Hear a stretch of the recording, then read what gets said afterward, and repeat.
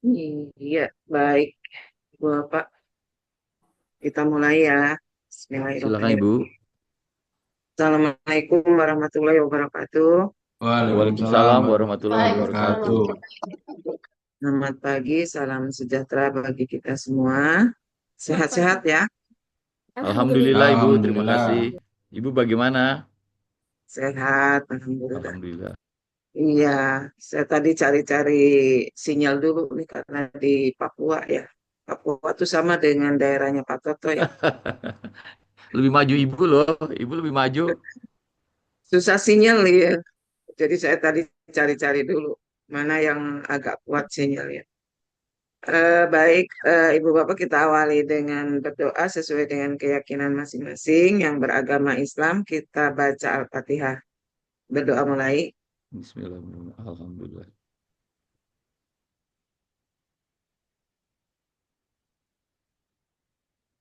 Berdoa selesai. Ibu Bapak sesuai dengan jadwal kita ya. Hari ini mulai Ibu Bapak paparan sesuai dengan jadwal yang sudah disusun oleh ketua kelas ya. Nah, Iya kalau Bu. bisa, kalau bisa itu empat, empat atau ditambah satu lagi nggak apa-apa lima, karena yang season terakhir itu adalah penguatan untuk soal UAS ya.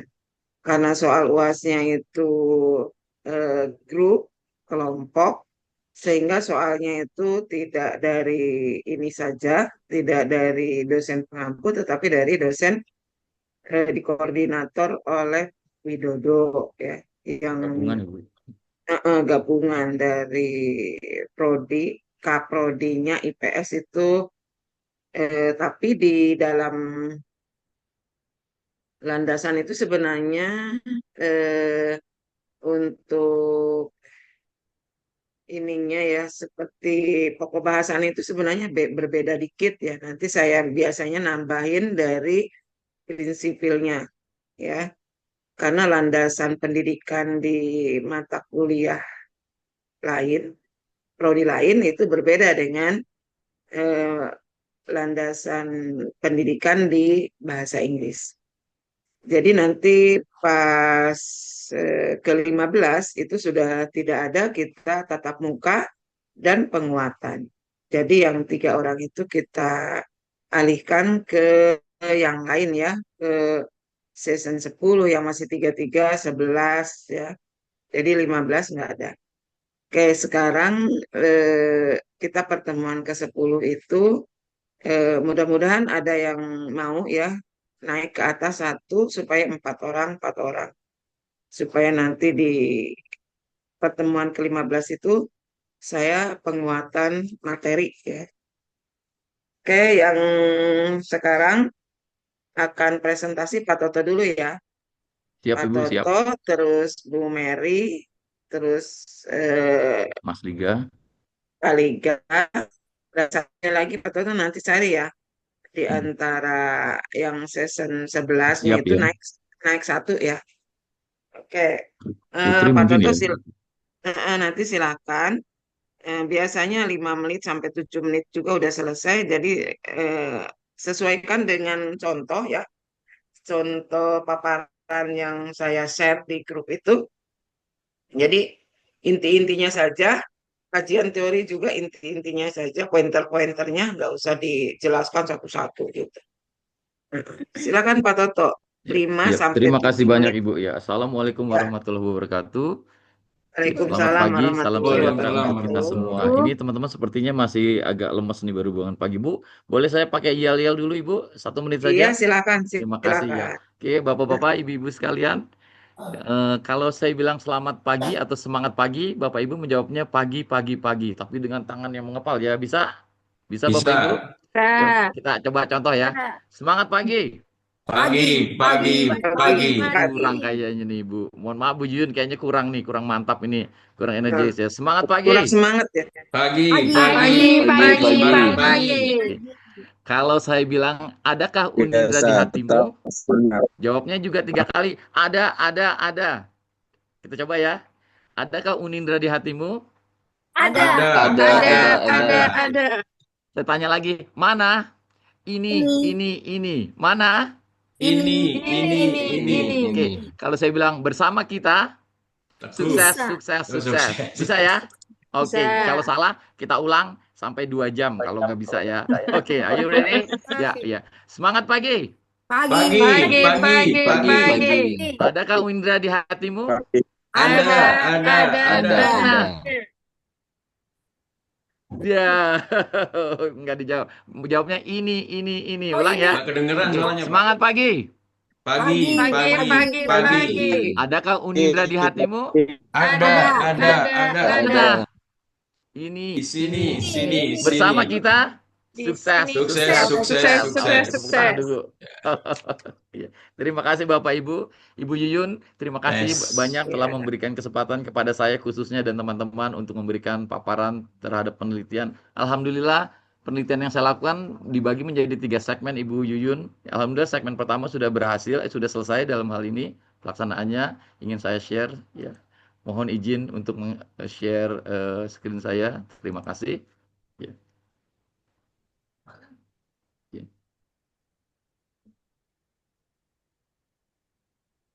Ya. Ya, terima kasih. Bisa saya mulai saja bahwa penelitian ini kami lakukan kebenaran di tempat kami, yaitu di Fakultas Hukum Universitas Pancasila. Ya. Dan judulnya adalah peningkatan kompetensi bahasa Inggris pada dosen melalui pelatihan intensif bahasa Inggris di Fakultas Hukum Universitas Pancasila tahun 2025 ini. Ya. Presentasi kita dibagi menjadi 5 bagian. Yang pertama pendahuluan, kemudian kajian teori, metode penelitian, pelatihan, dan kemudian hasil pelatihan juga kesimpulan dan saran. Dan kami yakin bahwa penelitian ini masih jauh dari kata sempurna ya, karena memang keterbatasan kami dalam keilmuan untuk penelitian ini. Mohon nanti ada arahan dari Ibu Dr. Yuyun. Ya. Oke, ya. Latar belakang masalah adalah pada dasarnya di universitas kami memang ada semacam tuntutan untuk membuka diri terhadap mobilitas yang memang sangat tinggi sekali ya, di mana kami dalam hal ini berhubungan dengan universitas-universitas lain di luar negeri ya. Sehingga mau tidak mau kami harus berbenah diri juga ya untuk mempersiapkan para dosen kami menerima mahasiswa tersebut ya. Kemudian pada saat ini memang kami menyadari bahwa kami ya khususnya tenaga pendidik ya hampir sebagian besar kurang menguasai bahasa Inggris, sehingga apabila program ini dijalankan akan ada kesenjangan dalam kemampuan berbahasa Inggris ya. Oke. Eh, Alhamdulillah memang dari pihak manajemen menyadari adanya keterbatasan ini ya, dan juga hanya kesempatan dengan mobilitas semakin tinggi. Kita bekerja sama dengan beberapa negara asing ya, seperti Australia, Jepang, dan ada beberapa negara lagi, sehingga ini juga menjadi kesempatan, dan di lain pihak adalah challenges ya, challenge buat kita untuk berbenah diri ya. Ini tentang Fakultas Hukum kita ya, berdiri tahun 1963. Kemudian juga ini ada beberapa prodi, yaitu sarjana S1 alhamdulillah sudah terakreditasi unggul. Kemudian yang S2 juga ilmu hukum sudah terakreditasi unggul. Ya, ada juga notariat ya terakreditasi baik, dan juga kita mempunyai program khusus ya doktor ilmu hukum. Ya, alhamdulillah juga sudah berjalan baik. Ya.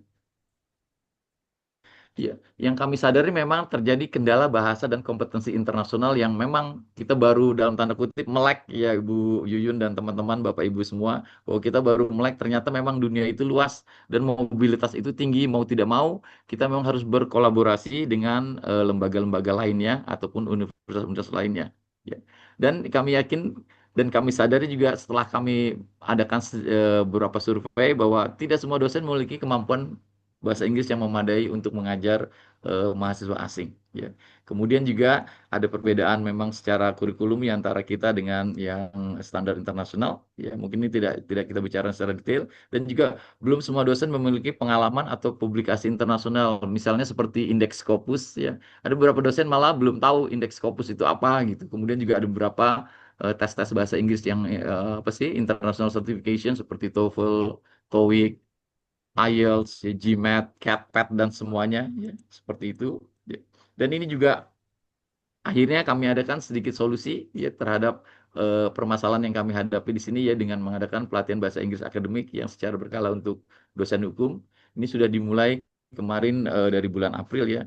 Kemudian juga ada workshop penulisan ya dan seterusnya, dan juga ada sertifikasi internasional seperti adanya tes IELTS ya, kemudian tes TKT, dan kita bekerja sama dengan University of Cambridge or Cambridge University. Ya.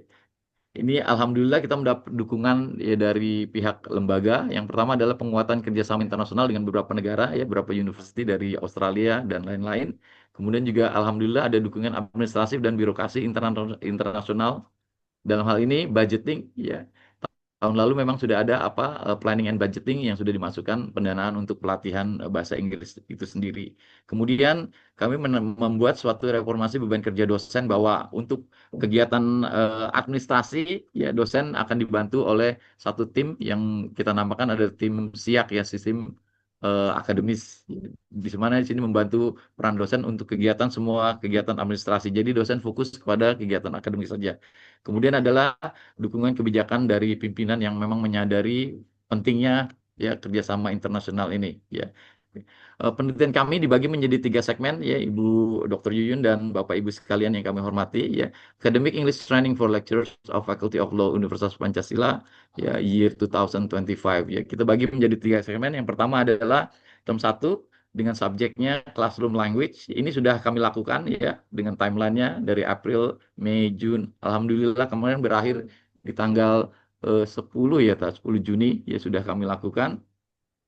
Ya, kemudian yang kedua tahap berikutnya adalah communicative language teaching. Ini baru belum dilakukan dan akan segera kami lakukan yaitu pada bulan Juli, Agustus, dan September. Dan yang terakhir adalah English for specific purposes. Ya, ini EAP English for academic purposes and ELP English for legal purposes yang rencananya akan kami lakukan bulan Oktober, November, Desember ya. Karena memang penelitian kami masih prematur sekali, jadi kami hari ini hanya memfokuskan atau membatasi kepada subjek classroom language ya, classroom language yang sudah kami lakukan dari bulan April sampai bulan Juni. Ya.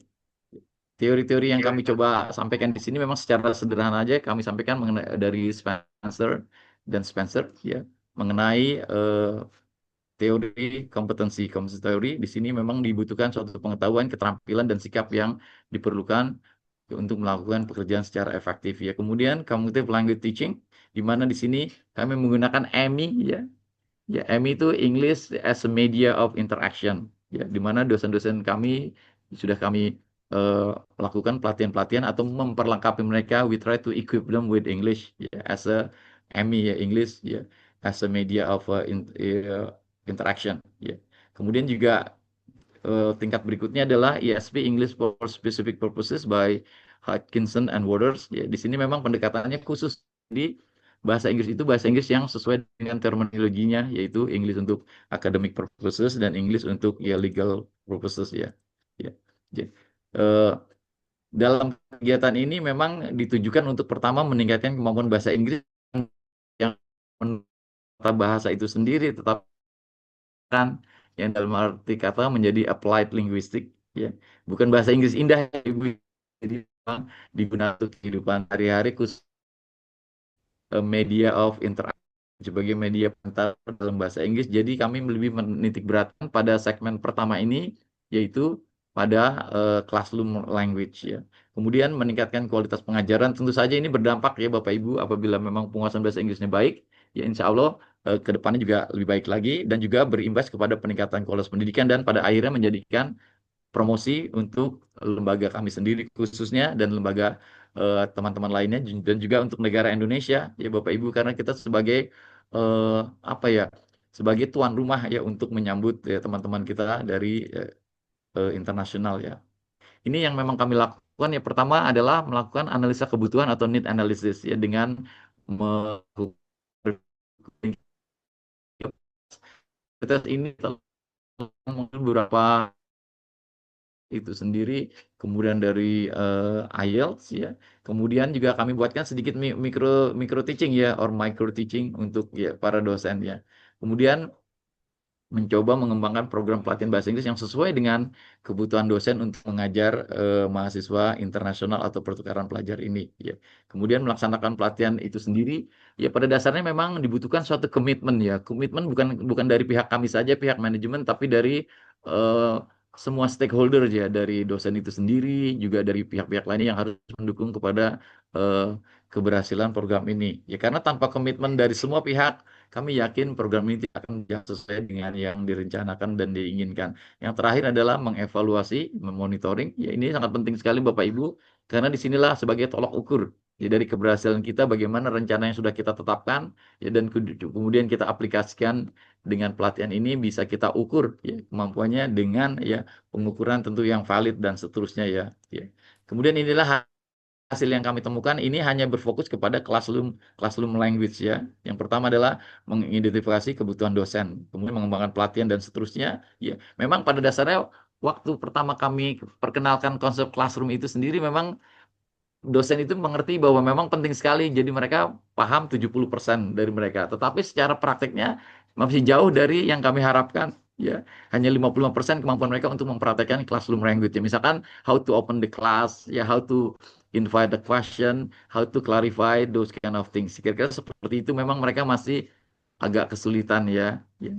Kemudian ya dari sanalah kami berangkat ya, kemudian masuk ke dari prasiklus itu kami masuk ke siklus 1. Alhamdulillah dengan adanya treatment pelatihan-pelatihan ini sedikit banyak membantu mereka meningkatkan kemampuan. Ya, setelah komitmen itu ada, kemudian kami memfokuskan kepada classroom language ya di sini. Ya, alhamdulillah bahwa pengertian mereka terhadap konsep itu sendiri sudah naik menjadi 85%. Ini dibuktikan dengan nilai-nilai dari MITES ya. Kemudian alhamdulillah implementasinya juga naik ya, classroom language ya itu naik menjadi 70% di mana confidence-nya sudah oke ya, bahwa mereka paham betul bahwa EMI itu sangat penting sekali, English as a media of interaction ya. Di sana mereka sudah menyadari sehingga keterlibatan mereka secara aktif ya, dan juga uh, kontribusinya sangat besar sekali ya. Ya, jadi yang kami bisa evaluasi pada akhirnya hanya yang segmen pertama saja, yaitu classroom language ya, di mana ya para dosen sudah bisa mempraktekkan pengajaran bahasa Inggris dengan menggunakan classroom language secara daring dan luring ya. Alhamdulillah di sini juga konsep ya apa pemahaman mereka tentang konsep itu sendiri naik menjadi 90% ya, dan alhamdulillah prakteknya mencapai 80% ya. Kami yakin apabila program ini dipertahankan ya sampai akhir tahun akan membawa dampak yang cukup signifikan, ya sangat berarti sekali ya. Gitu. Ya. Ini Bapak Ibu ya, setelah pelatihan, ya, kompetensi dosen dalam menggunakan classroom language di kelas mahasiswa asing pertukaran pelajaran itu ada naik ya, dari ini presentasinya ya, peningkatan 70% pada prasiklus menjadi 80% pada fase siklus 1, kemudian pada fase siklus 2 menjadi 90%. Memang bahasa-bahasa yang kami gunakan masih sangat sederhana sekali Bapak Ibu ya. Contoh seperti memberikan instruksi, how to give a command, how to clarify, how to ask for an opinion, giving opinion, apalagi how to interrupt, ya, interrupting dan seterusnya ya. Ya, seperti itu. Kemudian juga ada peningkatan ini berdasarkan nilai presentasi implementasi, ini yang buat kami bahagia Bapak Ibu. Kalau yang di atas kan hanya sebatas konsep ya. Tetapi setelah dia lakukan implementasi ada kenaikan ya, walaupun tidak terlalu luar biasa ya. Terjadinya peningkatan dari 55% pada fase prasiklus menjadi 70% pada fase siklus 1. Ya, ini sudah implementasi Bapak Ibu, sudah praktek di kelas ya. Dan pada siklus 2 menjadi 80%. Ini masih kemana sih di akhir micro teaching dan juga di mid test kemarin sudah ada peningkatan yang luar biasa Bapak Ibu. Ya. Ini kesimpulan yang kami sampaikan ya, pada dasarnya memang apa ya Bapak Ibu ya. Universitas kami adalah bagian yang integral juga dari pembangunan sumber daya manusia Indonesia seutuhnya ya pada dasarnya, dan dengan adanya pembelajaran atau pelatihan intensif ini meningkatkan kompetensi bahasa Inggris para dosen ya. Kemudian juga yang kami salut adalah kebijakan pihak manajemen kampus yang mau ya dan sadar ya untuk memperbaiki kondisi ini dengan cara memberikan pelatihan kepada para dosen untuk meningkatkan kemampuan bahasa Inggris dalam pengajarannya. Dan alhamdulillah Bapak Ibu, ini berdampak luas, tidak hanya para dosen, ternyata untuk tenaga tendiknya juga akan diadakan pelatihan juga Bapak Ibu tahun depan ya. Alhamdulillah rezeki lagi buat kami. Ya, amin amin ya robbal alamin ya. Ya, tidak hanya itu, jadi hampir semua stakeholder nanti akan diadakan pelatihan dari frontliner sampai ke ya, sampai ke pelayanan dalam ya, frontliner seperti security juga ada pelatihannya nanti. So, dari penelitian tindakan kelas ini dapat ditunjukkan bahwa pelatihan intensif bahasa Inggris sudah terbukti dapat meningkatkan kompetensi bahasa Inggris pada dosen sehingga kedepannya mampu bersaing di level global. Ini memang terjadi Bapak Ibu karena memang semuanya berkontribusi positif dari dosen itu sendiri, baru mereka sadar bahwa untuk meningkatkan kualitas mereka tidak ada cara lain selain harus berlatih, belajar, terus belajar. So, learning never stops ya menurut mereka. You are never too young to learn and you are never too old to run. Jadi belajar dari liang rahim sampai liang lahat ya. Ini rekomendasi dari kami ya, rekomendasinya ya, para dosen-dosen dapat memperhatikan berbagai pengetahuan dan keterampilan yang telah diperoleh pada saat pelatihan intensif bahasa Inggris walaupun memang masih pada classroom language ya. Kemudian pelatihan intensif bahasa Inggris ini dapat dilaksanakan lebih lanjut dengan melibatkan seluruh dosen yang ada di Fakultas Hukum. Memang sekarang yang kami sasar baru beberapa dosen yang memang terpilih untuk menangani kelas-kelas internasional. Jadi tidak banyak Bapak Ibu ya. Sekarang ini yang kami tangani baru 5 sampai 10 dosen ya. Kemudian setiap dosen yang sudah terampil dapat meluangkan keilmuannya sehingga kedepannya Fakultas Hukum mendapatkan kemajuan yang pesat di era globalisasi. Ya. Berikut ini lampiran-lampiran yang kami buat. Yang pertama adalah surat permohonan, surat izin, materi pretest, ya, materi mid-test, kemudian final test, ada modul classroom language outline, kemudian modul communicative language teaching outline, English for legal purposes, ya, modul English for academic purposes outline-nya. Kemudian yang paling penting adalah nilai pretest ini Bapak Ibu. Nilai pretest, nilai mid-test, dan nilai final test inilah menjadi tolok ukur dari keberhasilan program pelatihan tindakan kelas ini sendiri ya. Ini kemudian referensinya ya, kami memang banyak sekali referensi di sini ya. Dimulai dari English for academic purposes, tapi ini belum kami jalankan ya Bapak Ibu ya. Tetap kami masih fokus kepada segmen pertama ya ini, yaitu fokus kepada classroom language. Ya, demikian mungkin yang bisa kami sampaikan. Ya, lebih kurangnya kami mohon maaf dan masukan juga dari Bapak Ibu sekalian, terutama dari yang kami cintai Ibu Dr. Yuyun. Ya, sekali lagi demikian. Ya, Cendrawasih dari Irian, terima kasih. Cukup sekian. Bila taufiq wal hidayah. Assalamualaikum warahmatullahi wabarakatuh. Waalaikumsalam warahmatullahi Waalaikumsalam wabarakatuh. warahmatullahi Waalaikumsalam warahmatullahi wabarakatuh. wabarakatuh. Iya, tepuk tangan dulu dong. Bagus juga tuh. Terima kasih Bu Yuyun. Iya, Pak Toto ini memang dosen di Universitas Pancasila. Iya Ibu, kami dosen luar biasa Ibu. Di luar dari biasanya ya. Oh, Jadi begini Bu, karena keterbatasan, kebetulan kami ahli bahasa Inggris dari pihak lain, kami kemudian digandeng oleh Universitas Pancasila untuk mengembangkan pengajaran bahasa Inggris di sana gitu. Jadi kami memegang beberapa fakultas Ibu ya, Fakultas Hukum, hampir seluruh fakultas mm, di Universitas Pancasila ya seperti itu. mm, Tapi sasaran kami mm. sebenarnya mahasiswa ya. Tapi ada kebutuhan lain yang memang tidak bisa dihindari Ibu dengan adanya pertukaran pelajar, kemudian juga kemarin ada associate professor dari beberapa universitas datang ke tempat kami, itu tidak bisa dihindari ya. Jadi mau tidak mau kami harus berbenah ya, dan mereka juga sadar ya. Jadinya cuma satu kata sebenarnya Ibu. Saya diminta cepat-cepat lulus S2 gitu Ibu. Iya, nanti Kemudian bisa supaya dibantu. masuk masuk home base ke situ.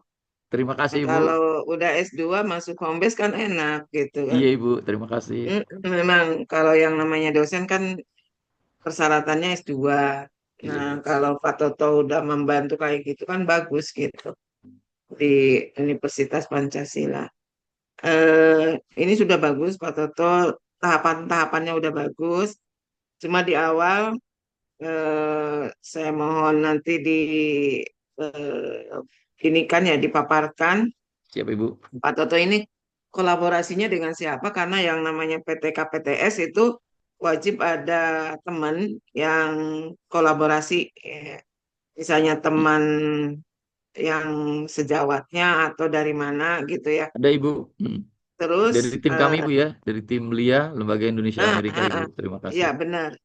Terus ada juga sebelum Pak Toto mengadakan ini ya penelitian tindakan kelasnya itu ada semacam skor ya, kan Ada Ibu. sudah dites dulu ya di awal, Betul Ibu. terus skornya mau berapa gitu, terus tentukan juga siklusnya di awal. Iya Jadi Ibu. jangan nanti karena tidak naik-naik akhirnya siklusnya terus saja. 3 belum naik, 4 belum naik. Nanti tidak selesai-selesai gitu kan. Ada tuh yang pertanyaan dari kelas sebelah bahwa bu kok tidak naik-naik katanya gitu. Jadi walaupun naik ataupun turun ataupun tetap itu tuh di awal ya. Penentuan siklus tuh di awal. Jadi penentuan skor juga di awal.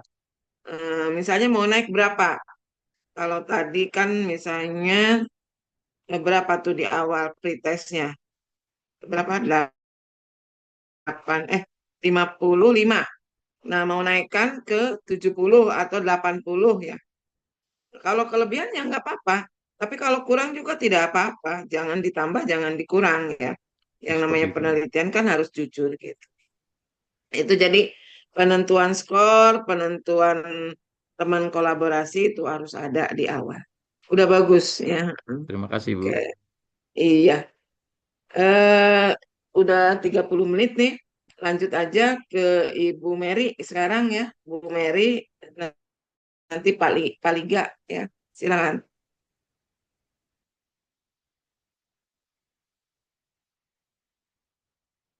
Bu Mary mana? Tadi ada ya.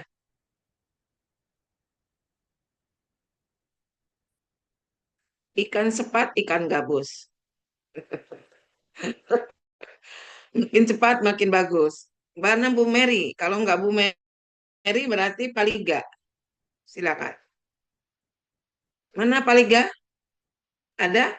Hadir nih Bu Dokter. Kepada ada? Ada Nah, Ibu. silakan Paliga. Oh ya baik, terima Mm-mm. kasih Bu. Ya,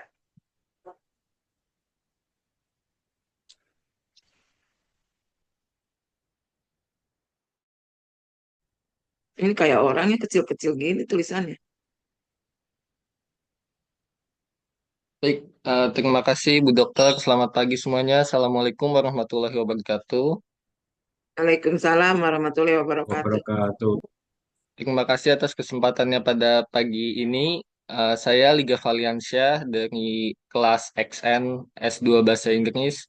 Uh, saya akan mempresentasikan tentang PTK saya peningkatan penguasaan vocabulary siswa melalui metode role playing pada siswa kelas 10 di SMKN 9 Bekasi. Nah, uh, alasannya kenapa saya memilih topik ini adalah karena pada siswa SMK itu vocabulary-nya masih sangat rendah untuk sekelas SMK. Makanya menggunakan metode role playing diharapkan siswa dapat meningkatkan penguasaannya atau menambah vocabulary-nya dalam bahasa Inggris sehari-hari. Yang pertama yaitu adalah pendahuluan. Menurut Turni, tahun 2017 ada 8 keterampilan mengajar yang sangat berperan penting dan menentukan kualitas pembelajaran yang harus dikuasai oleh seorang guru, yaitu keterampilan bertanya, memberi penguatan, mengadakan variasi, menjelaskan, membuka dan menutup pelajaran, membimbing diskusi, mengelola kelas, serta mengajar. Jadi seorang guru itu tidak hanya mentransfer ilmu, tetapi bisa menguasai kelas, bertanya dengan baik, memberi penguatan pada siswa, dan mengadakan variasi dalam pembelajaran. Contohnya pada hari ini kita akan menggunakan metode role playing dalam mengajar atau memberikan siswa peran dan topik tertentu agar siswa lebih aktif praktek dalam mengajar, dalam belajar bahasa Inggris yaitu speaking. Landasan teorinya yaitu kegiatan bermain peran yang dilakukan di dalam kelas dengan peran guru dan siswa mengandung dua kategori yang disebutkan yaitu aural. Aural itu adalah kegiatan lisan dan kesadaran budaya. Kegiatan lisan menurut Lee bahwa bermain peran adalah aspek dari simulasi, seluruh situasi disimulasikan di dalam kelas. Dan para peserta tersebut mengambil peran yang sesuai dengan situasi tersebut. Dapat disimpulkan bahwa bermain peran adalah bagian dari kegiatan simulasi di mana siswa memerankan peran dalam situasi secara keseluruhan. Dijelaskan juga bahwa bermain peran berguna untuk membantu menghidupkan bahasa atau memberikan pengalaman nyata kepada siswa dalam menggunakan bahasa sebagai alat komunikasi. Nah, jadi kenapa kami menggunakan role playing itu diharapkan siswa agar lebih cepat beradaptasi dengan situasi dalam kehidupan sehari-hari. Kita sebagai guru memberikan tema-tema tertentu atau topik-topik tertentu, dan setelah itu siswa tersebut mengambil perannya atau eh, menjelaskan situasi yang sudah diberikan oleh guru tersebut. Penelitian ini dilakukan di SMKN 9 Kota Bekasi yang berlokasi di Jalan Cikunir Raya, Jakamulya, Kota Bekasi. Secara keseluruhan, waktu penelitian ini dilakukan selama 3 bulan. Jadi waktu kami melakukan PPL di sekolah SMKN 9 Kota Bekasi, yaitu mereka mempunyai jurusan DKV, SIJA, atau Sistem Informasi dan Jaringan, dan juga perbankan. Kita melakukannya di sekolah ini selama 3 bulan. Metode penelitian yang kami gunakan yaitu penelitian tindakan kelas atau PTK, yang sering proses ini digunakan adalah proses siklus. Siklus yang dimaksud dalam PTK adalah suatu putaran kegiatan yang terdiri dari kegiatan yang pertama yaitu perencanaan, implementasi atau tindakan, observasi, dan refleksi terakhir. PTK dilaksanakan mulai dari satu tahap siklus ke siklus berikutnya dengan tujuan meningkatkan pembelajaran dan memonitoring perkembangan siswa dengan peningkatan hasil belajar kosakata atau vocabulary siswa. Peningkatan hasil belajar vocabulary siswa dapat diketahui dan dikaji melalui evaluasi yang dilakukan pada setiap akhir siklus. Jadi setiap eh,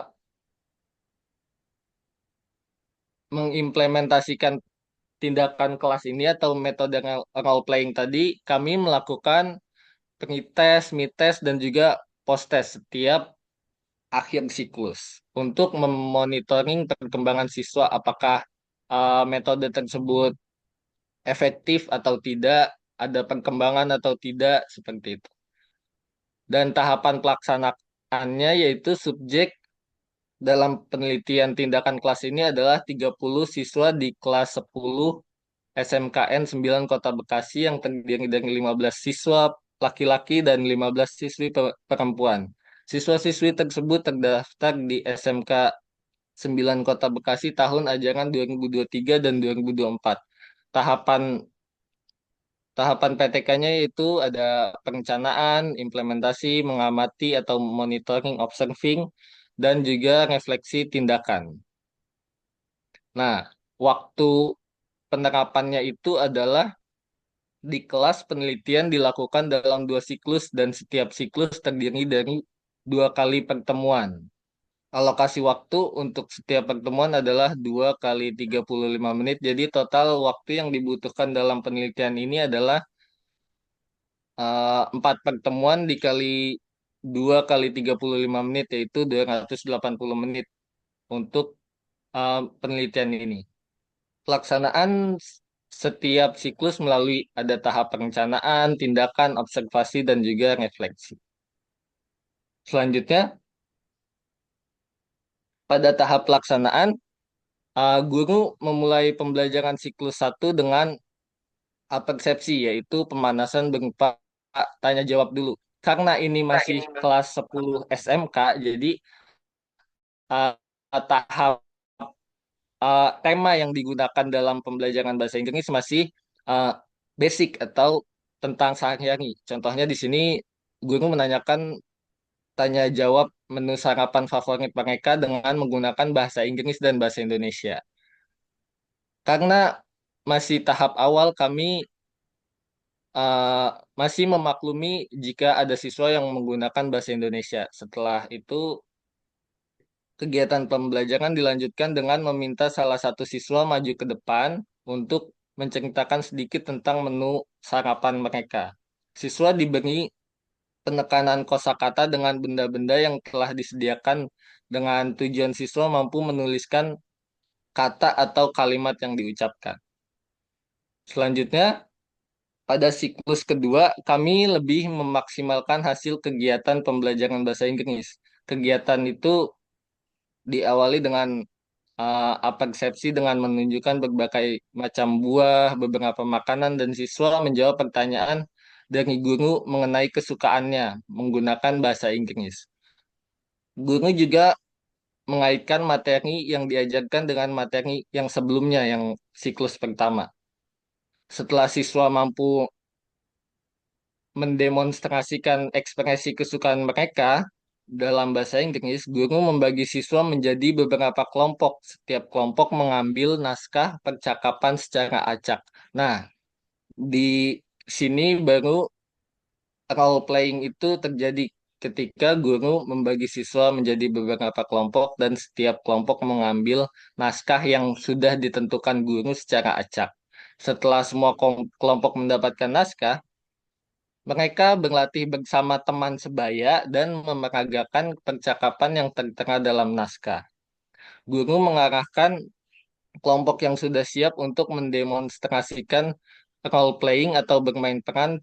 Tidak lupa pengamat teman sebaya untuk mengamati jalannya pertunjukan. Nah, jadi untuk mengajak siswa lebih aktif, guru itu menentukan situasinya dan uh, dibagi menjadi kelompok dengan teman sebayanya agar mereka terpacu untuk lebih aktif dalam pembelajaran.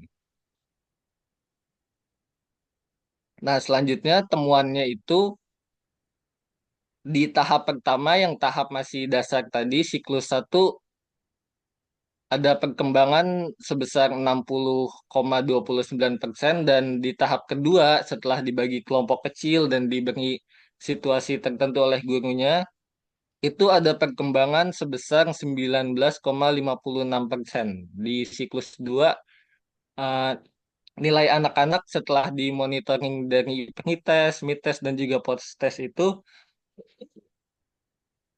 menjadi 79,85%. Kesimpulannya, dengan menerapkan metode role playing dalam pembelajaran bahasa Inggris pada materi deskriptif teks di kelas 10 SMK, siswa lebih dapat memahami materi yang disampaikan karena metode ini, role playing, membuat siswa lebih aktif dengan memperagakan secara langsung di depan kelas. Kalimat-kalimat percakapan dengan diinstruksikan sehingga secara langsung maupun tidak langsung siswa dapat menambah kosakata tanpa harus diterjemahkan secara langsung oleh guru di kelas. Dan ini adalah beberapa referensi yang saya dapat. Itu saja. Terima kasih atas perhatiannya. Wassalamualaikum warahmatullahi wabarakatuh. Waalaikumsalam warahmatullahi wabarakatuh. Eh, Pak Liga, itu sebenarnya ya langkah-langkahnya Iya, udah Ibu Dokter. bagus. Heeh, sudah bagus. Cuma coba aja ya di yang namanya PowerPoint itu pointer-pointer, jangan kayak koran. Yang pertama ya, yang keduanya itu harus kita coba teman kalau PowerPoint-nya Pak Liga itu menarik enggak gitu kan. Nah, ini Iya, baik. maksudnya supaya dibiasakan nanti pada saat presentasi proposal, kan banyak tuh presentasi tugas-tugas lain pun ya, itu ya sesuai dengan eh, ini ya tingkatan S2 itu bagaimana sih membuat PowerPoint gitu ya. Jadi pointer-pointernya aja jangan kayak koran misalnya ditulis semua tuh jangan ya. Itu nanti mengurangi ketertarikan teman-teman, mengurangi nilai, mengurangi apa gitu ya. Walaupun di bagus ininya, tahapannya apa bagus. Sengaja saya share PowerPoint itu tinggal diganti kayak tadi Pak Toto. Ganti aja misalnya pertama agenda presentasinya apa, terus yang keduanya itu tinggal ganti-ganti sesuai dengan masalah yang di eh, misalnya metode role playing meningkatkan kan gitu ya, meningkatkan Iya, Ibu. kosakata gitu kan. Nah, itu sama ini juga ya di eh, judulnya yang saya share di grup itu peningkatan implementasi kurikulum Merdeka melalui pendampingan Abdi Mas. Kalau saya gitu. Kalau ini peningkatan misalnya ya tadi kosakata ya. Iya, Ibu. Peningkatan eh, pemahaman atau misalnya implementasi kosakata bahasa Inggris melalui metode role playing gitu. Toh, ini kan sama sebenarnya. Tinggal rubah judul,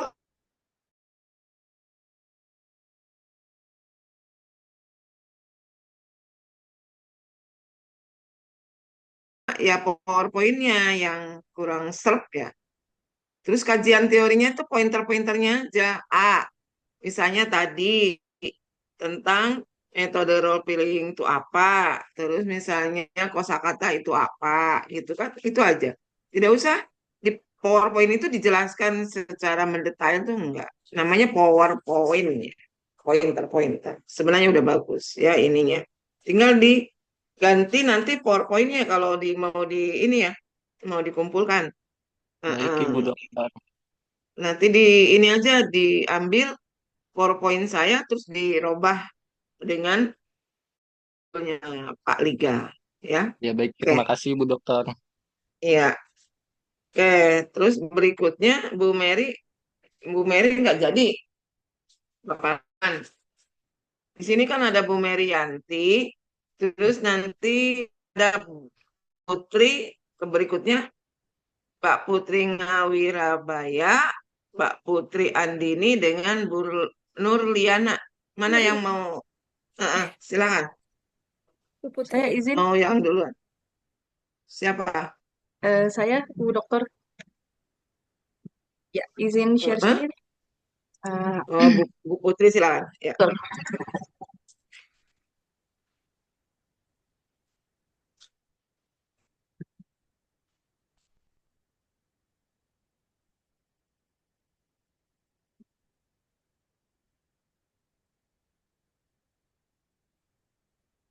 Ya, Bismillahirrahmanirrahim. Assalamualaikum warahmatullahi wabarakatuh. Waalaikumsalam Waalaikumsalam warahmatullahi Waalaikumsalam warahmatullahi wabarakatuh. warahmatullahi wabarakatuh. Selamat pagi, salam sejahtera untuk kita semua. Pertama-tama, marilah kita sampaikan rasa puji serta syukur kita kehadirat Allah Subhanahu wa Ta'ala, Tuhan semesta alam, yang senantiasa memberikan anugerah dan nikmatnya sehingga kita dapat berkumpul dalam keadaan sehat walafiat. Tidak lupa, marilah kita haturkan sholawat serta salam kepada Nabi Muhammad SAW serta selaku junjungan kita. Kepada Ibu Yun yang saya hormati dan juga teman-teman sekalian, izinkan saya menyampaikan rencana PTK yang berjudul di sini ada peningkatan minat belajar siswa kelas 10 melalui praktik project based learning, yaitu drama bahasa Inggris di SMK Plus Pelita Nusantara Bogor. Mohon izin Bu Yun, ini baru rencana jadi belum ada hasilnya. Nah, untuk selanjutnya agenda presentasinya ada latar belakang masalah, kemudian ada rumusan masalah, tujuan penelitian, manfaat penelitian, dan kajian pustakanya. Kemudian di sini ada latar belakang. Nah, berangkat dari minat belajar, karena minat belajar merupakan salah satu faktor penting dalam keberhasilan pembelajaran. Nah, di SMK Plus Pelita Nusantara Bogor, khususnya pada mata pelajaran bahasa Inggris kelas 10, ditemukan bahwa sebagian besar siswa kurang menunjukkan antusiasme dan kurang berpartisipasi aktif. Nah, hal ini ditandai dengan rendahnya kehadiran, keterlibatan dalam diskusi, dan minimnya tugas yang dikumpulkan tepat waktu. Nah, salah satu pendekatan yang berpotensi meningkatkan minat belajar adalah model pembelajaran PJBL atau project based learning. Nah, dalam konteks pembelajaran bahasa Inggris, PJBL dapat dikembangkan melalui praktik drama sebagai bentuk pembelajaran yang efektif, kolaboratif, dan menyenangkan. Nah, dengan bermain peran di sini, siswa diharapkan dapat mengembangkan kemampuan bahasa secara natural sekaligus meningkatkan kepercayaan diri dan kreativitas mereka. Nah, kemudian ada rumusan masalah. Nah, di sini rumusan masalahnya adalah berdasarkan latar belakang yang telah dijelaskan.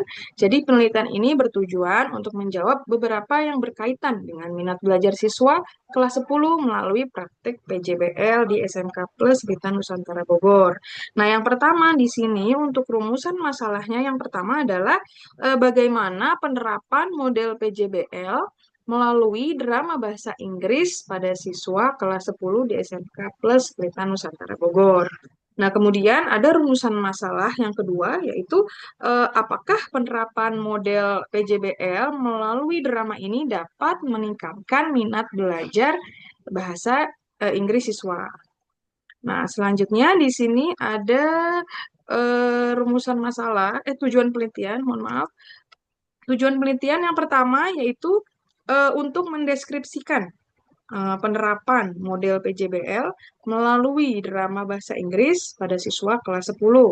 Kemudian yang kedua yaitu tujuannya adalah di sini mengetahui peningkatannya sudah sejauh mana minat belajar siswa setelah diterapkan PJBL yang berbasis drama. Selanjutnya ada manfaat penelitian. Nah, manfaat penelitian ini terbagi menjadi 3, yaitu manfaat bagi siswa, meningkatkan di mana siswa bisa meningkatkan motivasi, kemudian rasa percaya diri dan kemampuan bekerja sama. Selanjutnya penelitian bagi sekolah, di mana diharapkan mendukung program peningkatan kualitas pembelajaran. Dan yang terakhir ada manfaat penelitian untuk bagi guru, di mana bisa menjadi alternatif strategi pembelajaran yang inovatif. Nah, kemudian kajian teori yang digunakan dalam PTK ini, yaitu yang pertama menggunakan teori minat belajar, di mana minat belajar adalah ketertarikan siswa dalam mengikuti proses pembelajaran secara aktif dan sukarela. Kemudian minat dipengaruhi oleh pengalaman belajar yang menyenangkan, relevansi materi, serta strategi mengajar yang menarik. Nah, kajian teori yang kedua yaitu menggunakan kajian Project Based Learning atau PJBL. Nah, PJBL di sini adalah pendekatan pembelajaran yang menekankan pada proses pembuatan proyek nyata untuk memecahkan masalah atau menciptakan sebuah produk. Nah, ciri utama dalam PJBL adalah yaitu kolaborasi, kemudian adanya kreativitas, dan pembelajaran berbasis pengalaman. Nah, untuk kajian teori yang ketiga yaitu drama sebagai metode pembelajaran bahasa Inggris. Nah, drama dalam pembelajaran bahasa Inggris menciptakan situasi nyata yang mendorong siswa menggunakan bahasa secara aktif. Nah, drama juga memperkuat 4 keterampilan berbahasa, yaitu keterampilan listening, keterampilan speaking, keterampilan reading, dan keterampilan writing, dan meningkatkan keterlibatan emosional siswa. Dan kajian teori selanjutnya itu menggunakan penelitian terdahulu yang relevan. Nah, beberapa penelitian sebelumnya menunjukkan bahwa penggunaan drama dalam pembelajaran bahasa sudah terbukti efektif meningkatkan keterampilan berbicara dan motivasi belajar siswa. Oke. Nah, kemudian untuk metodologi penelitian, penelitian ini merupakan PTK yang dilakukan dalam 2 siklus, yaitu ada subjek penelitian. Untuk subjek penelitian yaitu siswa kelas 10 SMK Plus Blitar Nusantara tahun pelajaran 2005-2006 yang berjumlah 40 siswa. Nah, kemudian untuk prosedur penelitiannya, kita menggunakan model Chemis dan McTaggart, yaitu ada yang pertama perencanaan atau planning, kemudian prosedur yang kedua pelaksanaan tindakan atau action, yang ketiga ada observasi, yang keempat ada refleksi. Kemudian ada teknik pengumpulan data. Teknik pengumpulan data yaitu dengan observasi aktivitas belajar siswa. Kemudian yang kedua yaitu menggunakan angket minat belajar. Terus teknik pengumpulan data selanjutnya dengan wawancara dan teknik selanjutnya menggunakan dokumentasi, foto atau video saat latihan drama. Adapun indikator keberhasilan yaitu peningkatan minat belajar ditunjukkan oleh kenaikan skor angket minat, kemudian keterlibatan aktif dalam latihan drama, dan peningkatan kehadiran dan partisipasi siswa. Oke, demikian yang dapat disampaikan, Bu Dokter. Mohon tambahannya. Terima kasih. Wassalamualaikum warahmatullahi wabarakatuh. Waalaikumsalam warahmatullahi wabarakatuh. Baik, Mbak Putri, ini kan baru ini ya, baru perencanaan. Iya, kalau nanti paparan paparan di PTK ya, itu jangan sama dengan paparan pada saat nanti di ini ya, proposal tesis ya. Kalau proposal tesis iya kayak gitu, misalnya ada rumusan, ada tujuan, ada manfaat ya. Kalau di PTK enggak. Eh, Lihat di contoh saya itu Pak Putri kan misalnya ini ada 5 ya agenda presentasinya. Agenda presentasi itu berarti sampai 3 aja. Pendahuluan, kajian teori, metode pendampingan ya. Hasil dan pembahasan dan kesimpulannya nomor 4 dan nomor 5 enggak ada ya. Jadi itu yang dipresentasikan, tidak usah ini ya, tujuan, rumusan, manfaat, enggak usah.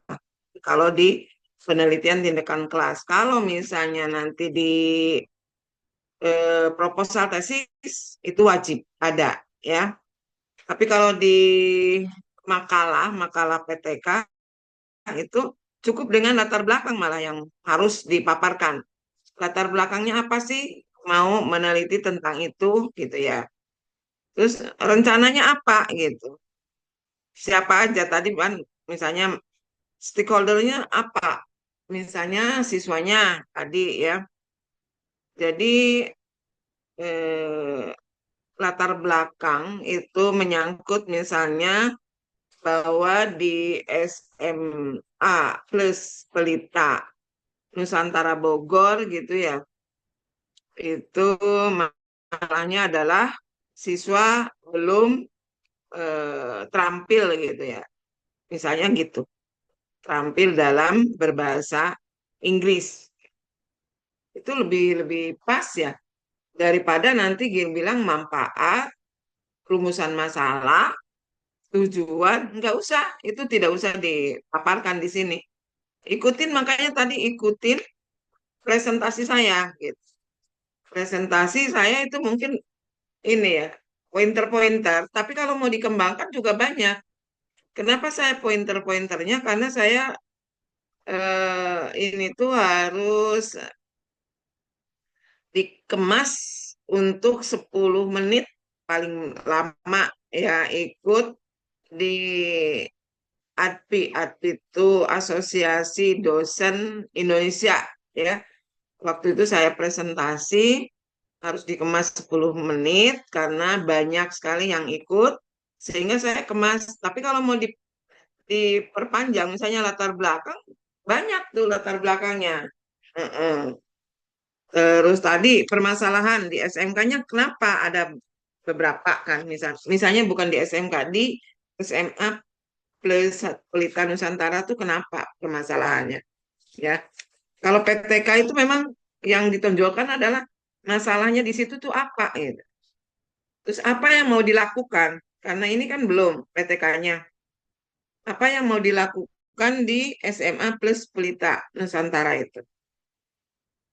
Baru nanti kajian teori. Kajian teori itu ada masalahnya itu adalah siswa ya, siswa kurang berminat kan, siswa kurang berminat di dalam ini pelajaran bahasa Inggris kan gitu.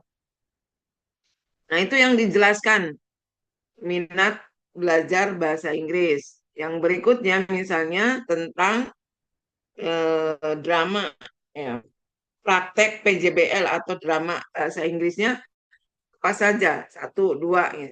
Itu aja sebenarnya yang dijelaskan dalam kajian teori. Nah, metodenya apa? Metodenya yaitu tadi, ya, memakai metode PTK, ya. Jadi pra penelitiannya bagaimana ini. Nah, baru nanti kalau yang berikutnya proses, hasil dan pembahasannya karena belum, ya udah tidak dijelaskan di sini. Jadi sampai di metode pendampingan secara berkalanya itu bagaimana. Cuma itu, ya. Jadi dibetulin nanti PowerPoint-nya, ya. Tidak ada tujuan, tidak ada manfaat, dan tidak ada rumusan. Rumusan masalah nggak ada. Oke, mungkin itu tambahan dari saya. Nanti di ini, kalau toh misalnya bulan-bulan ini sudah selesai, boleh ditambahkan dengan proses hasil dari pembahasan apa aja. Ya, satu lagi, sekarang baru 30 menit lagi.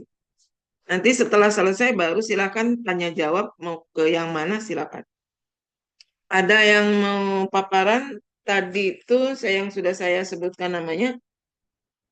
Berarti Bu Mary nggak hadir ya di sini, Pak Iya Toto? Ibu, Ibu Dokter Bu Mary ada 3 orang yang tidak hadir Ibu Dokter hari ini. Bu Mary nggak hadir. Alfa ya. Ibu Mary, mm, Terus Bu kemudian Putri Andini ada nggak? ada Ibu. Saya Putri Andini mau paparan nggak? boleh. Jadi satu lagi ya. Oke. Kayak yang duanya siapa aja?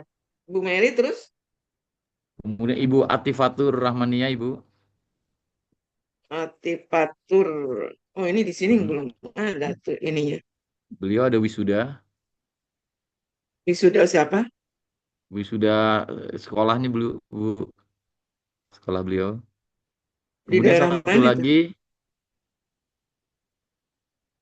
Terus Ibu Hasanah. sana Mm, wisuda juga. Ada Ada nih. keperluan lainnya Ibu tidak menyebutkan. Terima kasih Ibu. Oh, kan kalau sekarang kan tidak boleh tuh adanya wisuda-wisuda kalau di Jawa Barat. Di Atifatur, Jakarta ternyata Ibu. oh, orang di Jakarta. SMA berapa tuh? Sekolah Montessori kalau tidak salah Ibu. Oh, Montessori School. Mm-mm. Montessori. Berarti dari luar ya. Iya Ibu. Oke. Iya, silakan Bu Putri Andini. Oke, baik, Mem. Sebentar.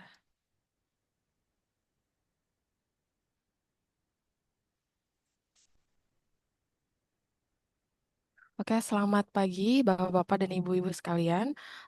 Saya Putri, saya akan memaparkan proposal. Sebenarnya saya ingin melaksanakan siklus kedua, tapi ternyata hanya bisa sampai siklus pertama. Jadi, saya akan membuat proposal mengenai peningkatan keterampilan berbicara bahasa Inggris peserta didik level intermediate melalui metode picture description di Academy Training Center. Ini beberapa contoh dari metode picture description-nya seperti ini. Kemudian selanjutnya yang akan saya paparkan adalah mengenai latar belakang masalah. Di lembaga kursus seperti yang saya ajarkan ini, yaitu di Academy Training Center, kemampuan berbicara menjadi salah satu fokus utamanya, karena ini merupakan hasil belajar dari murid-murid. Berdasarkan observasi awal di semester pertama, peserta didik ini ditemukan beberapa kendala dalam berbicara bahasa Inggris. Mereka cenderung kurang lancar saat menyampaikan ide secara spontan, kemudian memiliki keterbatasan vocabulary, kurang percaya diri, serta mengalami kesulitan dalam pelafalan atau pronunciation dan penyusunan struktur kalimat yang tepat, atau biasanya kita sebut sebagai grammar. Hambatan ini mengindikasikan bahwa kemampuan berbicara mereka masih perlu ditingkatkan. Maka dari itu, saya menggunakan salah satu metode yaitu picture description. Oke, selanjutnya adalah apa yang dilakukan, yaitu saya menggunakan salah satu metode yang relevan dan efektif, yaitu adalah picture description. Di sebelah kanan itu merupakan salah satu contoh metode picture description-nya, karena metode ini membantu meningkatkan kosakata kelancaran dan kepercayaan diri melalui latihan deskripsi gambar secara lisan. Kemudian selanjutnya adalah beberapa kajian teori. Yang pertama adalah mengenai keterampilan berbicara bahasa Inggris sendiri. Beberapa ahli menyatakan bahwa beberapa siswa mengalami kesulitan berkomunikasi dalam bahasa Inggris karena bahasa Inggris adalah bukan bahasa pertama mereka, bisa menjadi bahasa kedua ataupun bahasa ketiga. Kemudian yang kedua adalah mengenai aspek-aspek keterampilan berbicara bahasa Inggris. Menurut Duong 2014, beberapa aspek penting beberapa adalah vocabulary, kemudian grammar, kemudian mengenai pronunciation atau pelafalan. Yang keempat adalah fluency, yaitu kefasihan. Yang kelima adalah ketepatan. Selain itu, siswa juga perlu memahami beberapa keterampilan mikro dan makro dalam berbicara. Fokus keterampilan ini berada pada level kalimat atau bagaimana menyusun berbicara bahasa Inggris. Yang ketiga adalah masalah dalam belajar keterampilan berbicara bahasa Inggris. Siswa sering menghadapi kesulitan saat belajar berbicara bahasa asing seperti bahasa Inggris. Tantangan utamanya adalah pengucapan, tetapi mereka juga bisa merasa malu, apalagi di semester pertama mereka datang dari beberapa background siswa yang berbeda-beda, kemudian dari berbagai background pendidikan, maksudnya adalah lulusan kuliahnya itu sangatlah berbeda, kemudian kekurangan ide untuk disampaikan, kurang aktif terlibat, dan cenderung menggunakan bahasa pertama daripada bahasa Inggris atau bahasa target kita. Yang keempat adalah penggunaan metode picture description. Penggunaan metode ini merupakan salah satu cara pembelajaran yang memanfaatkan gambar sebagai alat bantu untuk menunjang proses belajar bahasa Inggris, terutama dalam melatih kemampuan berbicara. Selain itu, penggunaan gambar juga dapat membuat suasana belajar menjadi lebih menarik dan menyenangkan, sehingga siswa merasa lebih percaya diri ketika mengungkapkan gagasan atau pendapat mereka berdasarkan dari gambar yang saya sudah provide. Kemudian yang terakhir adalah mengenai penelitian terdahulu. Saya mengambil 3 penelitian terdahulu. Yang paling terbaru adalah dari 2024, Solihah. Metode picture description ini mampu meningkatkan rasa percaya diri siswa dalam berbicara bahasa Inggris secara lisan. Kata Ratminsi juga berkata, penggunaan media gambar dapat menciptakan suasana belajar yang lebih interaktif dan turut mendorong keterlibatan siswa dalam aktivitas berbicara. Yang terakhir adalah dari 2021, yaitu berdasarkan Sari dan Aulia. Penggunaan gambar sebagai media pembelajaran dapat meningkatkan kelancaran dan penguasaan kosakata siswa secara signifikan. Jadi berdasarkan penelitian terdahulu, sebenarnya metode picture description ini bisa digunakan untuk meningkatkan tingkat dari vocabulary dari murid-murid. Kemudian yang selanjutnya adalah kerangka berpikir. Di sini saya mulai dari keterampilan berbicara bahasa Inggris, kemudian saya breakdown melalui proses bahasa Inggris, dari bagaimana mereka mendapatkan vocabulary, kosakata, sampai di hasil akhirnya, yaitu adalah bagaimana mereka dapat menyusun beberapa kalimat, beberapa kata menjadi kalimat yang fluent. Kemudian yang selanjutnya adalah masalah dalam belajar berbicara bahasa Inggris yang seperti sudah saya mention sebelumnya, yaitu ada seperti lack of vocabulary, kemudian masih merasa malu, dan yang lain-lain. Yang terakhir adalah penggunaan metode picture description dalam keterampilan berbicara bahasa Inggris ini. Hasil akhirnya. Uh, Kemudian yang terakhir adalah mengenai metode penelitian. Settingnya adalah penempatannya adalah di tempat kursus, yaitu adalah Academy Training Center yang berlokasi di Depok. Subjeknya ada 15 peserta didik dewasa. Kemudian prosedurnya adalah melakukan dengan menggunakan penelitian tindakan kelas. Siklusnya menggunakan siklus 1 dan siklus kedua. Tapi siklus kedua ini belum saya lakukan, jadi masih hanya sampai siklus pertama. Kemudian indikator yang digunakan adalah kriteria ketuntasan minimal KKM yang lembaga saya gunakan, yaitu minimal 85 untuk speaking. Tapi di dalam 85 ini juga di breakdown lagi, ada lagi yaitu mengenai harus dibagi lagi menjadi 4 indikator dari pronunciation, vocabulary, grammar, dan juga fluency. Nanti beberapa presentasi yang akan diberikan masing-masing. Teknik pengumpulan datanya dari teknik tesnya ini tentu saja dari data kuantitatif nilai kemampuan berbicara yaitu berdasarkan dari KKM. Yang terakhir adalah teknik non-tes yaitu data kualitatif, proses pelaksanaan metode picture description, dan juga dari data interview setelah melakukan siklus kedua. Oke. Sepertinya itu saja yang bisa saya paparkan, Dr. Yuyun. Terima kasih. Assalamualaikum warahmatullahi wabarakatuh. Salam warahmatullahi wabarakatuh. Baik, saya mau nanya dulu. Tadi kan di awal katanya maunya siklus kedua, tapi siklus pertama berhenti. Alasannya kenapa? Karena sudah selesai mengenai kursus pembelajaran, jadi saya belum sempat untuk menginterview teman-teman yang sudah selesai. Maksudnya Maksudnya sudah. di siklus pertama kan baru menggunakan metode picture description ya, Dr. Yun. Memang sudah terlihat Mm-mm. sedikit. Tapi di semester 2 ini kan kita penuh ya menggunakan picture description ini. Berarti memang secara nilai itu memang ada kenaikan. Tetapi saya ingin menggunakan adanya itu data interview juga. Jadi saya belum ada sesi one on one bersama teman-teman ya, bersama siswa-siswi itu. Untuk mengenai apakah metode picture description ini menurut mereka ada peningkatan dan membuat mereka ini merasa lebih mudah untuk speaking atau tidak. Tapi untuk secara nilai memang sudah ada, tapi sepertinya akan lebih bagus ditambahkan sesi interview ya, one on one. Jadi maka dari itu siklus kedua ini belum masukkan sebenarnya karena tidak ada datanya. Baik. Sebenarnya gini, kalau yang namanya PTK, PTS, itu kalau sudah dirancang ya di awal, misalnya mau satu, ya satu aja gitu.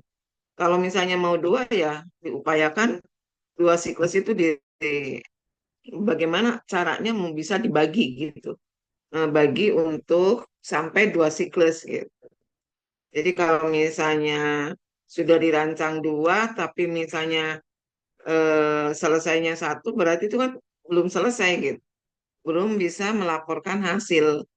Jadi memang kenapa penelitian tindakan kelas ataupun tindakan sekolah itu memang di awal sudah dirancang mau berapa siklusnya ya. Jadi jangan di tengah-tengah eh, ini karena sudah selesai ya. Itu sebenarnya kemungkinan mungkin ya itu tidak tahu tahapan berikutnya itu bagaimana ya. Jadi gini, yang namanya PTK, PTS, dan PTD. PTD itu penelitian tindakan diklat ya. Itu kalau kita mau merancang misalnya satu workshop ya, workshop di sekolah eh, atau misalnya mau merancang model tadi dengan model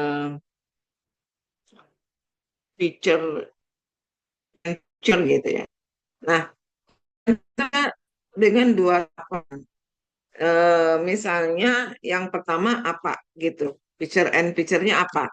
Mungkin diawali dengan ya bahasa yang ringan dulu, tetapi nanti yang siklus keduanya misalnya bisa dengan cara feature and feature-nya misalnya secara yang lebih mendalam ya ininya peningkatan keterampilan berbicaranya. Dan itu nanti ada hubungannya dengan ini. Tadi kajian teorinya kan tidak terstruktur ya. Kalau yang terstruktur itu ini untuk semuanya. Jadi dilihat dulu masalahnya kalau di sini Mbak Putri Andini itu adalah keterampilan berbicara bahasa Inggris yang kurang gitu kan. Itu Y-nya namanya. Variabel Y-nya itu adalah masalah. Masalah keterampilan berbicara bahasa Inggris yang kurang gitu ya di ini di trainer. Terus obatnya dengan apa? Yaitu dengan kita coba dengan mengobati memakai metode picture description ya itu. Jadi kajian teorinya ya yaitu Y-nya dulu keterampilan berbicara dulu. Nah, keterampilan berbicara itu kan ada sub-subnya. Ya, kalau keterampilan berbicara itu misalnya judul besarannya. Nah, subjudulnya itu misalnya ini yang nomor satu. Subjudulnya misalnya satu-satu. Nah, apa saja keterampilan berbicara itu di satu-satu subjudulnya. Satu, dua apa. Nah, nanti metode picture description juga itu sama. Misalnya, ini nomor dua. 2.1, 2.2 gitu. Jadi hanya dua judul besaran ya. Jadi dari Y dan dari X. Y-nya itu masalah. Tadi masalahnya itu adalah keterampilan berbicara bahasa Inggris. X-nya yaitu metode picture description ya. Jadi masalah sakitnya apa sih gitu? Sakitnya adalah tentang keterampilan berbicara. Diobatin dengan apa? Jangan salah obat, nanti tidak bisa sembuh. Nah, makanya kalau yang namanya masalahnya apa, X-nya kita harus pinter-pinter gitu ya. Tadi udah bagus, yaitu dengan obatnya dengan metode picture description. Itu sudah bagus. Cuma cara ininya ya, menguraikan langkah-langkahnya di kajian teori, di siklus ya. Jadi siklus kalau sudah ditentukan dua tidak boleh, oh sudah selesai, tidak bisa kayak gitu. Jadi dirancang dulu dari awal, bisa dijadikan dua gitu. Dua siklus ya. Nah nanti jadi tidak ada lagi, oh siklus juga udah cukup. Nah, harus dirancang dulu dari awal. Kalau memang satu siklus ya satu siklus rancangannya. Jangan di tengah-tengah, oh satu siklus sudah cukup. Nggak bisa kayak gitu kalau penelitian. Oke, itu ya. Masih ada waktu, silakan mungkin ada yang mau ditanyakan. Masih ada 13 menit. Silakan.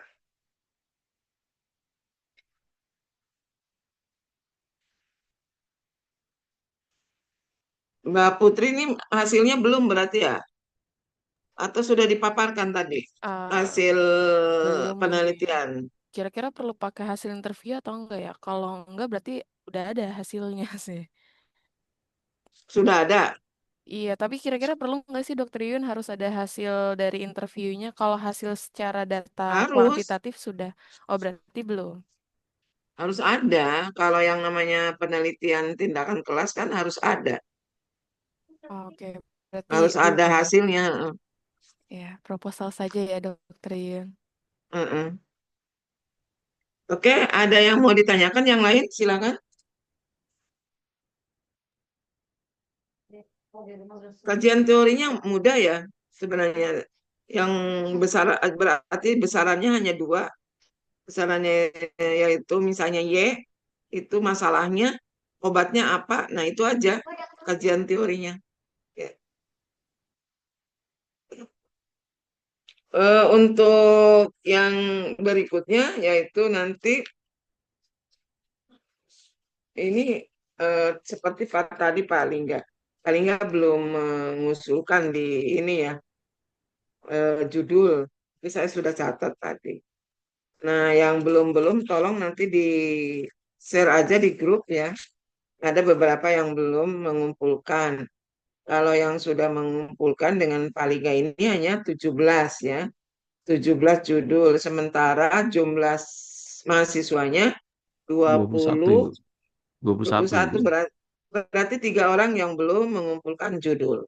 Ya, mohon nanti di eh, share di grup boleh, di Japri boleh, atau nanti dikumpulkan dulu di ketua kelas boleh. Yang Siap Ibu. 3 orang itu. Baik, Bu Dokter. Iya. Silakan Pak Toto. Ada yang mau Iya. ditanyakan? Ya, terima kasih banyak Ibu Dokter atas Iya. pengarahan kami ya. Kami merasa memang penelitian kami masih jauh dari sempurna ya. Itu masalah ini Bu Dokter ya. Tadi kita kan dalam penelitian teman-teman tadi yang dalam proposal itu masih berasumsi ya Bu Dokter ya.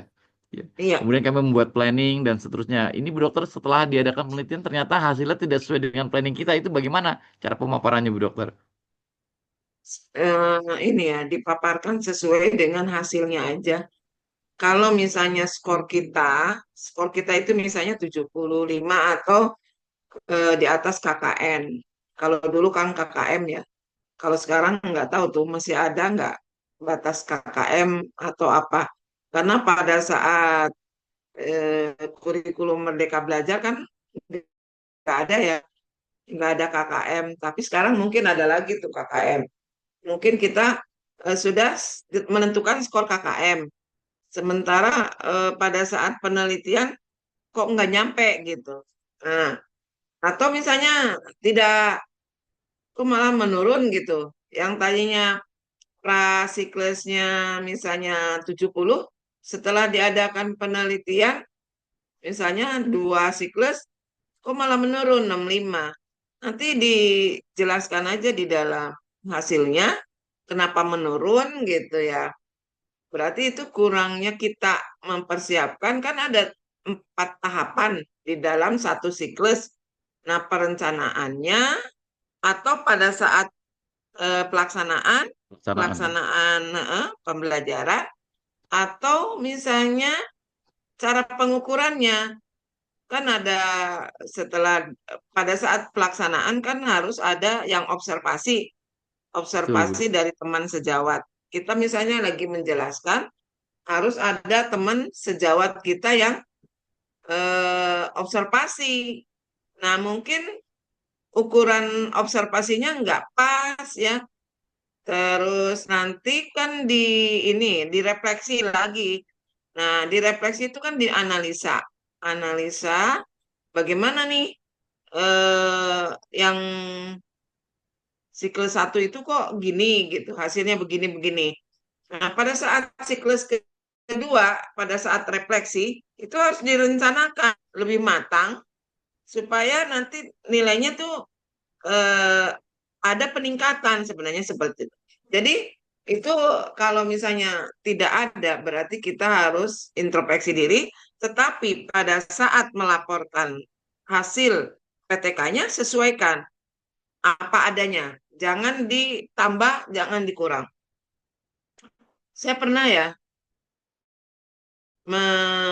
mendampingi, mengoreksi guru-guru yang memasukkan jurnal di LPMP ya. Waktu itu saya jadi reviewer. Nah, jadi ke saya itu ada lima orang reviewer. Nah, coba saya yang satu-satu udah benar ini, udah jujur. Yang satu orang ini nggak jujur gitu ya. Nggak jujurnya itu kok naiknya tiba-tiba gitu dari 65 kok sampai 85 sampai 90. Saya bilang bener nih, coba saya lihat dulu ininya hasilnya. Taunya sebenarnya dia mengarang gitu. Itu tidak boleh ya.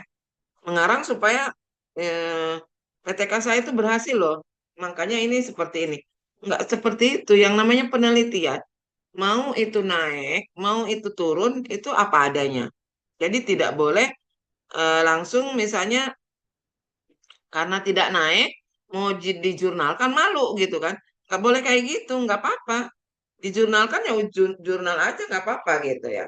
Jadi Ibu Bapak, kalau misalnya ini hasilnya udah bagus ya, nah, Bapak Ibu nanti saya berikan contoh ya, bagaimana cara menjurnalkan hasil karya ilmiah supaya Ibu Bapak juga terbiasa gitu hasil hasil karya ilmiah ini bisa dakum ya, apalagi misalnya guru-guru yang di negeri kan harus ada kinerjanya.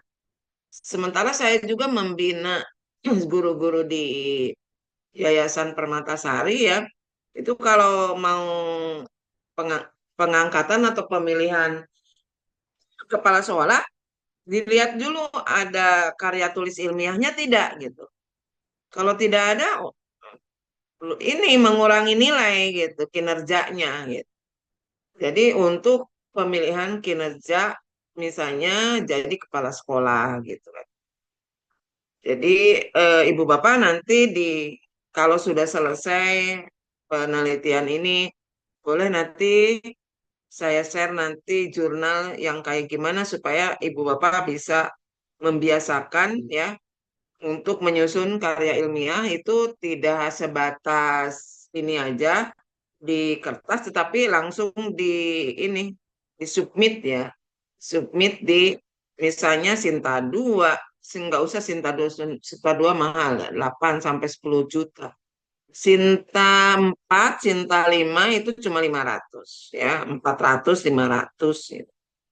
Kenapa? Ya itu untuk kalau guru-guru ya itu memang sangat-sangat diperlukan karena yang namanya guru itu kan harus ada kompetensi ya, kompetensi menyusun karya ilmiah itu termasuknya kompetensi profesionalnya ya.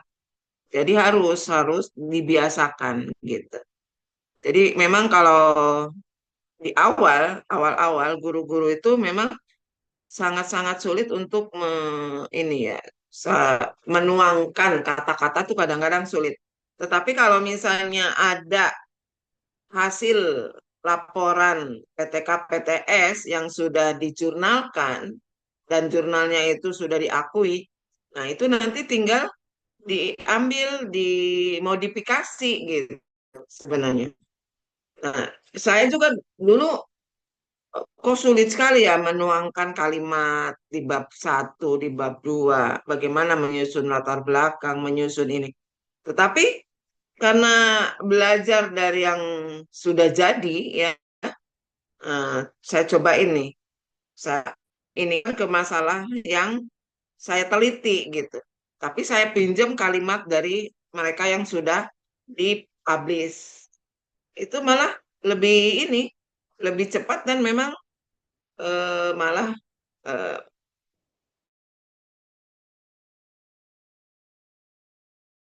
sering yang seperti itu. Jadi Ibu Bapak juga jangan sampai nanti sudah S2 tidak membiasakan menulis gitu ya.